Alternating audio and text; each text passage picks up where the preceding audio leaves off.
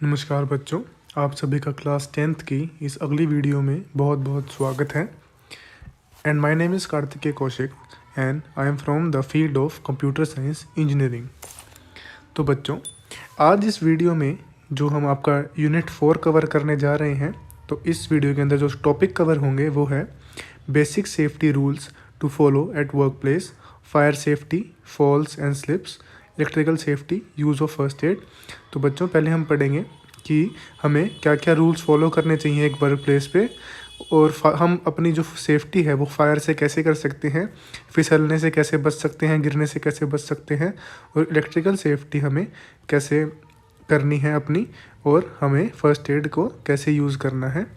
और दूसरा हम पढ़ने जा रहे हैं केस स्टडी ऑफ हजार्ड्स, यानी कि हम आपको केस स्टडी बताएंगे, कुछ ऐसी घटनाएं लेंगे जो कि जिससे कि आप समझ पाएँ कि फायर सेफ्टी कैसे होती है, इलेक्ट्रिकल सेफ्टी कैसे होती है, और ये सब कुछ। तो आइए बच्चे, शुरू करते हैं। तो बच्चों, आज हम आपका यूनिट 4 जो कि है maintain health safety and secure working environment को पढ़ने जा रहे हैं। इसमें हम पढ़ेंगे कि हम अपनी जो हेल्थ है, जो हमारी सेफ्टी है, और कैसे कि जैसे हम अपना जो वर्किंग एनवायरनमेंट है वो कैसे सिक्योर कर सकते हैं, हम इस वीडियो में जानने वाले हैं। तो बच्चों, हमारा पहला टॉपिक है मेंटेन वर्क प्लेस सेफ्टी। तो बच्चों, जब हम वर्क प्लेस पे होते हैं, जब भी हम कोई काम करते हैं, तो हम वहाँ पर अपनी सेफ्टी को कैसे मेंटेन करें। Introduction. Every organization must adhere to standard set of safety rules and procedures. These rules should be clearly stated and demonstrated in important areas.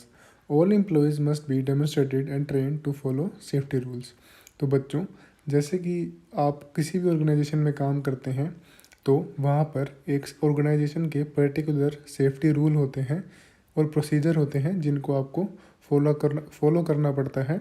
और ये ऑर्गेनाइजेशन की जिम्मेवारी है कि की ऑर्गेनाइजेशन आपको अच्छे से ट्रेन करे और बताएं सेफ्टी रूल्स के बारे में, आपकी टाइम टू टाइम ड्रिल्स करवाएं और आपको एग्ज़िट पॉइंट्स बताएं। अगर कोई भी किसी भी प्रकार की आपको दिक्कत आ जाती है तो आपको एग्ज़िट कहाँ से लेनी है, कैसे लेनी है, ये सब ऑर्गेनाइजेशन की ड्यूटी बनती है।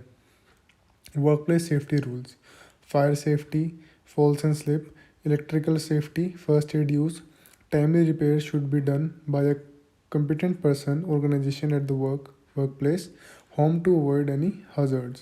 तो बच्चों, जो एक वर्क प्लेस होता है वहाँ पर आपकी फायर की सेफ्टी होनी चाहिए, जैसे कि आपके प्रॉपर फायर एक्सटिंग्विशर लगे होने चाहिए, सेंसर भी लगे हो सकते हैं, और फॉल एंड स्लिप की आपकी प्रॉपर सेफ्टी होनी चाहिए, इलेक्ट्रिकल सेफ्टी होनी चाहिए। जो आपका वर्क प्लेस है वहाँ पर हमें फ़र्स्ट एड यूज़ भी होना चाहिए प्रॉपर, ऐसे फ़र्स्ट एड किट जो होती हैं वो प्रॉपर मिलनी चाहिए, और टाइम टू टाइम रिपेयर होना चाहिए उस जगह का, कि जिससे कि जो वहाँ पर एम्प्लॉय काम कर रहे हैं उनको किसी भी प्रकार की कोई दिक्कत ना आए। The rules of fire safety in an organisation are. तो बच्चों, जो कि एक फायर सेफ्टी के जो रूल्स हैं एक ऑर्गेनाइजेशन में, हम अब वो पढ़ने जा रहे हैं। Most fire can be reduced using fire measures. तो बच्चों, जब भी कोई आग लगती है तो हम इनको फायर मेजर से रिड्यूस यानी कि कम कर सकते हैं। Fire prevention plans must be implemented at all levels. तो बच्चों, जो कि फायर प्रिवेंशन प्लांट होते हैं वो हमें हर एक फ्लोर पे देने चाहिए, जैसे कि हमारा CO2 वाला फायर एक्सटिंग्विशर हो गया, उसको हमें हर एक फ्लोर पर रखना चाहिए कि जब भी इमरजेंसी का टाइम आए तो वो बंदा यूज़ कर सके और वहाँ से सही सलामत बाहर निकल सके। Conduct regular exercises. तो बच्चों, आप जैसे कि आप किसी भी कंपनी में काम कर रहे हैं या किसी ऑर्गेनाइजेशन में काम कर रहे हैं, तो ये ऑर्गेनाइजेशन वालों की ड्यूटी है कि आपको रेगुलर एक्सरसाइज कंडक्ट कराएं, जैसे कि आपकी प्रॉपर ड्रिल्स हों, कि अगर कुछ भी होता है ऑर्गेनाइजेशन के अंदर, अगर आग लग जाए तो आपको कहाँ से निकलना है, बाहर निकलना है, और कहाँ से रास्ता है, कहाँ से इमरजेंसी एग्ज़िट है, ये सब रेगुलर एक्सरसाइजेज के अंदर आता है। Smoke alarms must be set at regular intervals. तो बच्चों, जो कि स्मोक अलार्म्स होते हैं जब भी आपकी आग लगती है तो जो उसमें से स्मोक निकलता है, तो जो स्मोक अलार्म होते हैं वो उसको कैच कर लेता है और वो अलार्म बजना शुरू होता है। तो बच्चों, जो भी हमारे स्मोक अलार्म्स होते हैं वो एक रेगुलर इंटरवल पर चेक होने चाहिए और उसको सेट कर देना चाहिए टाइम टू टाइम, जिससे कि जब जब भी टाइम आए तो जो स्मोक अलार्म है वो अच्छे से काम करे। No smoking should be implemented. तो बच्चों, जो भी ऑर्गेनाइजेशन होती है वहाँ पर जो स्मोकिंग है वो बिल्कुल अलाउड नहीं होनी चाहिए, क्योंकि वैसे भी स्मोकिंग हमारी सेहत के लिए बहुत गंदी होती है। और जो स्मोकिंग होती है उसके अंदर आप अगर आपने कभी देखा हो तो उसमें एक चिंगारी लगने का ख़तरा रहता है, जिससे कि आग लग सकती है। Regular care should be taken to maintain safety equipment. तो बच्चों, जो हमारे सेफ्टी इक्विपमेंट है उसकी रेगुलर केयर होनी चाहिए, टाइम टू टाइम उनका चेकअप होना चाहिए कि जो भी चीज़ें हैं वो सब ठीक है या नहीं। तो इन मेजर्स का यूज़ करके हम अपनी जो फायर है उसको रोक सकते हैं एक ऑर्गेनाइजेशन के अंदर। तो बच्चों, जैसा कि आप सब देख सकते हैं अपनी स्क्रीन पर, हम जो अगर कोई फायर लग जाती है तो हम उसको ये फायर एक्सटिंग्विशर की हेल्प से उसको ऐसे ख़त्म करते हैं। Falls and slip safety rules. तो बच्चों, फॉल का मतलब होता है गिरना, स्लिप का मतलब होता है फिसलना। तो बच्चों, फॉल एंड स्लिप का मतलब होता है कि आप फिसल कर ना गिर जाएं, तो उसके लिए क्या सेफ्टी रूल्स हैं। Keep the working area clean and free of clutter. तो बच्चों, जो भी हमारा वर्किंग एरिया होता है जिस पे हम चलते हैं वो बिल्कुल साफ़ होना चाहिए और उसके ऊपर कोई गंद नहीं पड़ा होना चाहिए जिससे कि हमारा पैर फिसले। The work place should have well ventilated lighting. तो बच्चों, जहाँ पर जो वर्क प्लेस होता है, जहाँ पर एम्प्लॉय काम करते हैं, वहाँ पर जो लाइट है वो प्रॉपर होनी चाहिए। ऐसा ना हो कि लाइट की कमी हो और आपको नीचे कुछ जो फ्लोर होता है, जो हमारा फर्श होता है, वो आपको ना दिख पाए। उससे भी आप फिसल सकते हैं। अगर कोई सामान पड़ा हो वो आपको नहीं दिखेगा। Wear non slip footwear. तो बच्चों, हमें ऐसे जूते व चप्पल पानी चाहिए जो फिसले ना एक फ़र्श पे आने के बाद, तो उसको हम नॉन स्लिप फुटवियर बोलते हैं, तो हमें वो पाना चाहिए। The floor should be clean and dry. तो बच्चों, जो हमारा फ्लोर होता है उसकी प्रॉपर क्लीन होना चाहिए, वो हर रोज़ उसको साफ़ करना चाहिए और वो सूखा होना चाहिए, उसके ऊपर कोई पानी नहीं होना चाहिए। अगर ऐसा हुआ तो हमारे बहुत ज़्यादा चांसेस बढ़ जाते हैं कि हम फिसल कर गिर जाएं। Oil spills dust should be cleaned immediately. तो बच्चों, अगर कोई भी किसी भी प्रकार का कोई तेल वाला पदार्थ अगर हमारे फ्लोर पर पड़ा है तो उसको हमें एक साथ के साथ क्लीन करवा देना चाहिए। और यह हमारे जो वो फ्लोर पर किसी भी प्रकार की डस्ट यानी कि मिट्टी हो तो हमें उसको इमीडिएटली क्लीन करा देना चाहिए, क्योंकि वो भी एक बड़ा वो वाला कारण है कि जिससे कि हमें फिसल सकते हैं। तो बच्चों, ये कुछ बोर्ड है जो आप अपनी स्क्रीन पर देख रहे हैं, यानी कि जहाँ पर कोई काम चल रहा हो और वहाँ पर अगर पानी गिरा हो तो हमें वहाँ पर ये ऐसा बोर्ड लगाना चाहिए कि बी अवेयर ऑफ, कि आप यहाँ पर स्लिप कर सकते हैं, ट्रिप हो सकते हैं या फिर आप फॉल हो सकते हैं, तो आप ध्यान रखें। Electrical safety rules. तो बच्चों, अब हम आ चुके हैं इलेक्ट्रिकल सेफ्टी रूल्स पे। Although the use of electrical appliances has helped us in all our routine tasks, whether it be at home or in the office। तो बच्चों, आजकल आप देख ही सकते हैं, अगर हम घर पे हैं या फिर ऑफिस में हैं, हम सब इलेक्ट्रिकल अप्लायंसेस का बहुत ज़्यादा यूज़ करते हैं। बट इफ़ प्रिकॉशंस और safety measures are not taken daily, they can be life threatening. तो बच्चों, जो भी हम अपना इलेक्ट्रिकल अप्लायंस यूज़ करते हैं, अगर हम उसको प्रिकॉशन और सेफ्टी से ना चलाएं तो वह हमारी जान भी ले सकता है। We must take appropriate measures to ensure safety from electrical appliances at home and in the work place.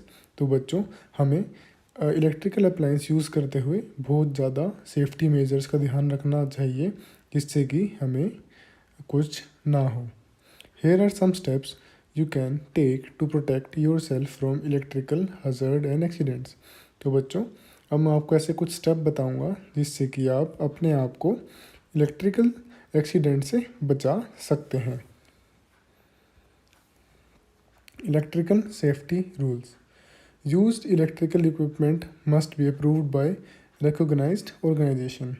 तो बच्चों, जो भी आपकी एक ऑर्गेनाइजेशन के अंदर इलेक्ट्रिकल इक्विपमेंट होता है, चाहे वो जो भी हो, वो अच्छे से अप्रूव होना चाहिए उस ऑर्गेनाइजेशन के थ्रू कि जो ये इलेक्ट्रिकल इक्विपमेंट है वो सही से काम कर रहा है या नहीं. Worker should be train to handle electrical equipment safely. तो बच्चों, जो भी वर्कर उस ऑर्गेनाइजेशन में काम कर रहे होंगे वो उनको अच्छे से ट्रेनिंग देनी चाहिए कि वो जो इलेक्ट्रिकल इक्विपमेंट है उसको यूज़ कैसे करें और उसको हैंडल कैसे करना है सेफली, कि उनको कोई नुकसान ना हो. तो ये सारी जिम्मेवारी एक ऑर्गेनाइजेशन की है. Damaged and dangerous electrical equipment should be replaced immediately. तो बच्चों, अगर कोई वर्कर किसी इलेक्ट्रिकल इक्विपमेंट से काम कर रहा है और कुछ ऐसा हो जाता है कि जो इलेक्ट्रिकल इक्विपमेंट है वो डैमेज हो गया या फिर वो अच्छे से काम नहीं कर रहा, तो ये ऑर्गेनाइजेशन की ड्यूटी बनती है कि उसको साथ के साथ रिप्लेस करके वो नया जो इलेक्ट्रिकल इक्विपमेंट है वो ले आए. क्योंकि अगर हम डैमेज वाला यूज़ करेंगे तो हमारा जो कैजुअलिटी की जो संभावनाएं हैं वो बढ़ जाती हैं. All old and workout and frayed switches and wires should be replaced. तो बच्चों, जो भी ऑर्गेनाइजेशन के अंदर पुराने स्विच होते हैं, वायर होती है, तो उसको रिप्लेस करा देना चाहिए टाइम के साथ साथ. क्योंकि वह टूटे हुए स्विच या पुराने स्विच या तारें सड़कर एक हमारा जो इलेक्ट्रिक शॉक क्रिएट कर सकती है, जिससे कि जो एम्प्लॉई है उसको नुकसान पहुंच सकता है. Heat generating equipment should be kept away from electrical appliances. तो बच्चों, जितनी भी हीट इक्विपमेंट होते हैं जिनसे कि हीट प्रोड्यूस होती है, जिनसे कि गर्मी निकलती है, वो इलेक्ट्रिकल अप्लायंस से बहुत दूर रखे होने चाहिए. क्योंकि अगर ऐसे ज़्यादा हीट बनेगी तो उससे आग लगने का ख़तरा रहता है. Be careful not to overload the शॉप सर्किट. तो बच्चों, जैसे कि हमारे सर्किट होते हैं एक एमसीबी के अंदर, तो अगर हम उसके ऊपर बहुत ज़्यादा लोड गेर देते हैं तो वो शॉर्ट सर्किट हो सकता है और उससे आग लग सकती है. तो हमें ध्यान रखना चाहिए कि हम जो हमारा सर्किट है उसको ओवरलोड ना करें. Turn off and unplug electrical appliances before cleaning और रिटर्निंग दैम. तो बच्चों, जब भी एम्प्लॉई अपना जो इलेक्ट्रिक अप्लायंस है उससे अपना काम कर ले तो उसको पहले टर्न ऑफ करें, उसको साफ़ करने से पहले या उसको वापस रखने से पहले अपनी जगह पर. अगर आप ऐसा नहीं करेंगे तो आपको इलेक्ट्रिक शॉक लगने का बहुत ज़्यादा ख़तरा होता है. तो पहले अपना जो अप्लायंस है उसको टर्न ऑफ करें, उसके बाद आप उसको वापस करें या फिर उसको साफ़ करें. तो बच्चों, आप अपनी स्क्रीन पर देख सकते हैं कि हमें बिल्कुल ध्यान से अपना जो प्लग है वो लगाना चाहिए और जो वायर है वो इंसुलेटेड होनी चाहिए, और जिससे कि हम इलेक्ट्रिक सेफ्टी अपनी बरकरार रख सकते हैं. Use of first aid. तो बच्चों, फर्स्ट एड कब हम आपको यूज़ बताने जा रहे हैं. फर्स्ट एड वो होता है जब भी कि किसी पर्सन को कोई भी चोट लगती है तो जो उसको पहला ट्रीटमेंट दिया जाता है उसको हम फर्स्ट एड कहते हैं. आइए पढ़ते हैं. First aid training is a social and civic responsibility of many human beings. तो बच्चों, जो फर्स्ट एड की ट्रेनिंग होती है वो एक सोशल रिस्पॉन्सिबिलिटी होती है हर एक इंसान की. It can save lifes if delivered in an effective manner on time. तो बच्चों, जो कि फ़र्स्ट एड होती है वो बहुत सी जानें बचा सकती है अगर हम उसको सही टाइम पर दें. Immediate assistance is provided to first aid injured to save lifes and reduce health damage unless proper medical assistance facilities provided. तो बच्चों, जब भी किसी को चोट लगती है या फिर कोई इंजर्ड होता है तो हम उसको एकदम फर्स्ट एड दे देते हैं, और जब तक कि उसको आगे से कोई हॉस्पिटल की वैन, एम्बुलेंस या फिर उसको जो प्रॉपर मेडिकल असिस्टेंस है वो नहीं मिल जाती. तो ये एक फ़र्स्ट स्टेप होता है हमारा फर्स्ट एड का, जो कि हम दे देते हैं. Every organisation should have a first aid kit. तो बच्चों, जैसे कि मैंने आपको बताया था, हर एक ऑर्गेनाइजेशन के अंदर फर्स्ट एड किट होना बहुत ज़रूरी है. The kit should contain all the essentials. और बच्चों, जो वो किट होगी उसके अंदर हर एक सामान होना चाहिए be sure to check the termination of medical related items. तो बच्चों, उस फर्स्ट एड किट के अंदर हर एक मेडिकल रिलेटेड आइटम होना चाहिए, जैसे कि क्रीम हो गई, आपकी पट्टी हो गई। ऐसे ही कि कोई भी अगर इमरजेंसी सिचुएशन आए, आपातकालीन स्थिति आए, तो हम उस पर उसको यूज़ करके उस इंजर्ड पर्सन को बचा सकें। Here are some first aid rules. तो बच्चों, अब हम फर्स्ट एड के रूल्स के बारे में पढ़ने जा रहे हैं। Uses of first aid: assure the injured to stay calm and not panic. तो बच्चों, जो इंजर्ड पर्सन होगा उसको हमें एश्योर करना है, उसको हमने समझाना है कि वो काम रहे, यानी कि शांत रहे और डरे ना। Keep them warm if they are in shock. तो बच्चों, अगर वो शॉक के अंदर हैं तो हमें उनको ट्राई करना है कि जो हम उनका शरीर है वो हम गर्म रखें, उनको ठंडा ना पड़ने दें। Do not move the victim in case of back और नेक इंजरी। तो बच्चों, अगर किसी भी व्यक्ति को बैक में इंजरी आई है, यानी पीठ पर, या फिर उसकी गर्दन में इंजरी आई है लेकिन नेक पर, तो हमें उसको ज़्यादा हिलाना नहीं चाहिए, क्योंकि उससे उसको दर्द हो सकता है और जो कंडीशन है वो ज़्यादा वर्स हो सकती है। तो बच्चों, जो हमारी फ़र्स्ट एड होती है, जो हमारा फ़र्स्ट एड बॉक्स होता है, वो कुछ इस प्रकार का दिखता है, जैसे कि आप अपनी स्क्रीन पर देख पा रहे हैं। Case study of hazardous situations. तो बच्चों, अब इसमें हम केस स्टडी पढ़ने जा रहे हैं कुछ। एम्प्लॉय में face occupational hazards in the work place. तो बच्चों, एक एम्प्लॉय बहुत सारे ऑक्यूपेशनल हजार्ड्स को फेस कर सकता है एक वर्क प्लेस में। An occupational hazard is an illness that a person get due to their occupation. For example, people working in a chemical factory may be affected by the presence of certain chemicals. तो बच्चों, जब भी एक बंदा कोई भी अपनी एक फैक्ट्री में काम कर रहा है, अगर उसको किसी भी प्रकार की इलनेस हो सकती है, उसको हम हज़ार्ड ऑक्यूपेशनल हज़ार्ड्स बोलते हैं एक वर्क प्लेस के अंदर। जैसे कि अगर कोई बंदा केमिकल फैक्ट्री के अंदर काम करता है और उसके अंदर बहुत सारे केमिकल होते हैं, तो उसके जो हार्मफुल केमिकल्स है उसको कुछ भी हो सकता है, उसकी हेल्थ को फ़र्क पड़ सकता है, तो इसको हम ऑक्यूपेशनल हज़ार्ड्स बोलते हैं। Some of the major occupational hazards are physical hazards, chemical hazards, biological hazards, behaviour hazards, radiological hazards, agronomic hazards, etcetera. Below are the example of dangerous situations when security measures are missing or not working properly. तो बच्चों, ये हमारी case study 1 है, dangers due to chemicals. For the past 2 years, पिछले 2 सालों से Ramdin has been working in a chemical factory.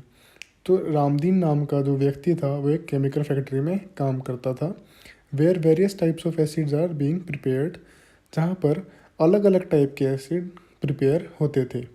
He carries the chemical sample in a special flask with a tight clap.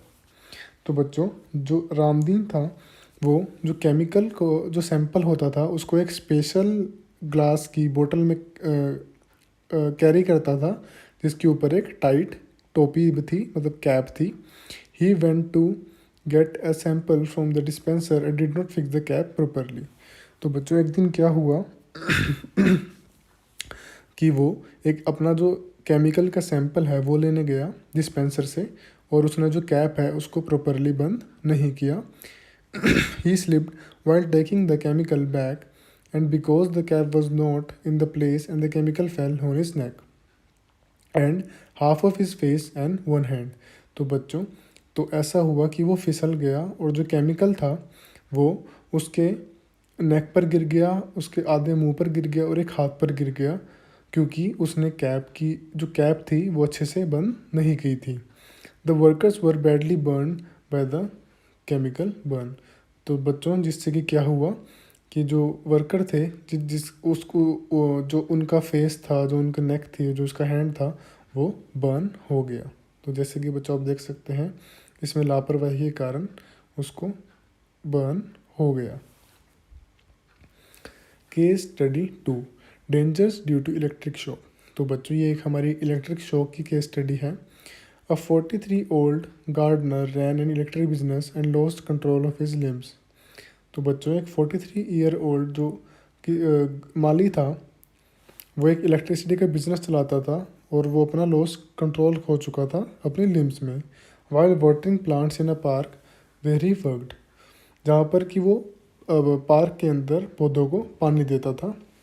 Upon investigation it was found that the insulation of electric wires from the night lamp was torn.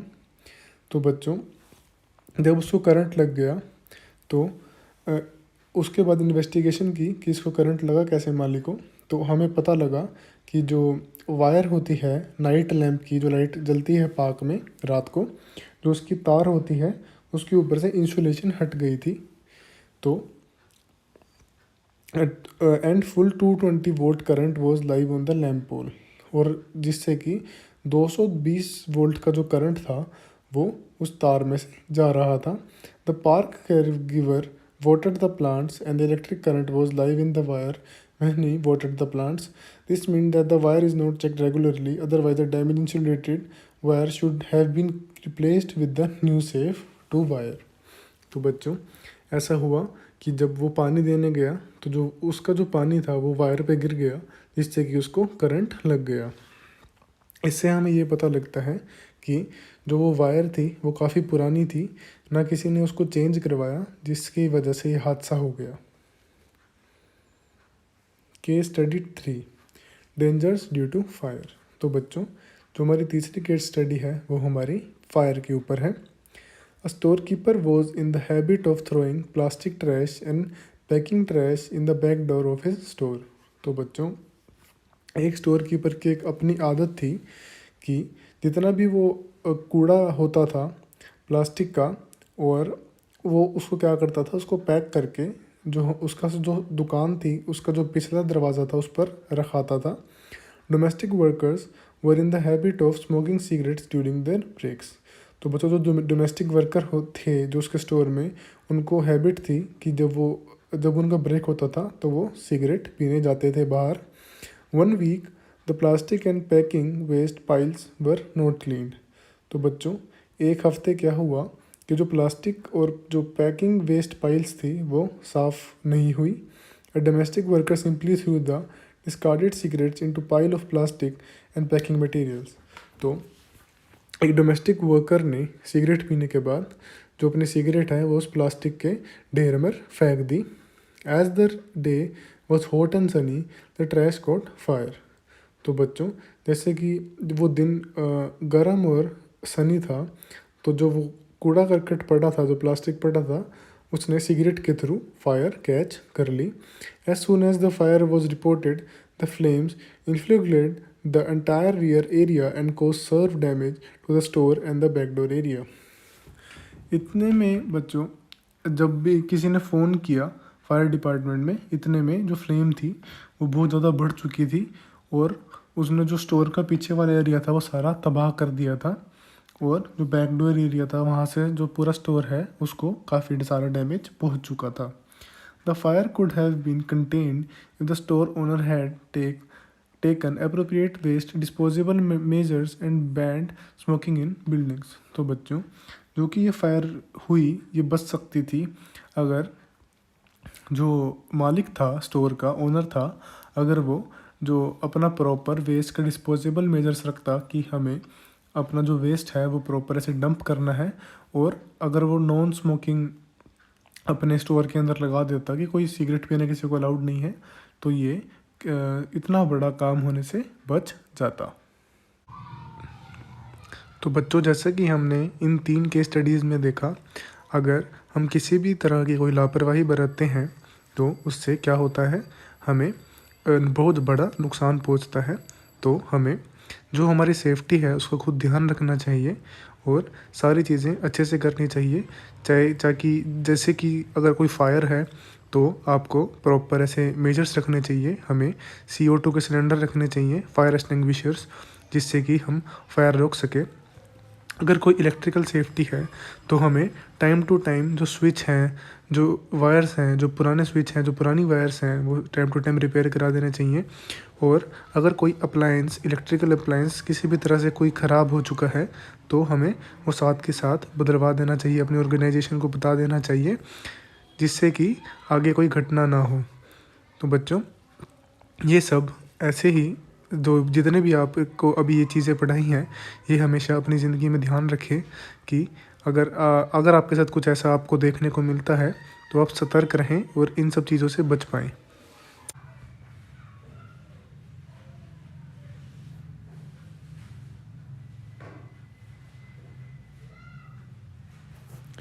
तो बच्चों, इसी के साथ ही हमारी ये video ख़त्म होती है। मैं आशा करता हूँ कि आपको मैंने जो भी इस वीडियो में पढ़ाया है वो सब समझ आ गया होगा।